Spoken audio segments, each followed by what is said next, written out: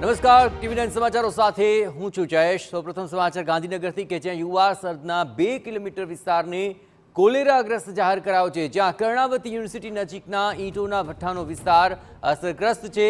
Collector દ્વારા આ જાહેરનામું બહાર પાડવામાં આવ્યું છે। કોલેરા નિયંત્રણ અધિકારી તરીકે ગાંધીનગર મામલતદારની નિમણૂક કરી દેવાઈ છે। એક કિશોરની તબિયત છેલ્લા 1 અઠવાડિયાથી નાદુરસ્ત હતી। કિશોરનો કોલેરાનો રિપોર્ટ પોઝિટિવ આવતા તંત્ર દોડતું થઈ ગયું હતું। ગાંધીનગર જિલ્લા આરોગ્ય તંત્ર દ્વારા સર્વે સહિતની કામગીરી હાથ ધરી દેવાઈ છે। અસરગ્રસ્ત વિસ્તારોમાં ડોર ટુ ડોર સર્વે હાથ ધરાયો છે। ઝાડા ઉલટીની અસર ધરાવતા 2 થી 3 દર્દી મળ્યા હતા અને પીવાના પાણીના નમૂનાની ચકાસણી માટે લેબોરેટરીમાં મોકલાયા છે। તંત્ર દ્વારા પાણી અને ગટરની લાઈનોની ચકાસણી પણ હાથ ધરી દેવામાં આવી છે।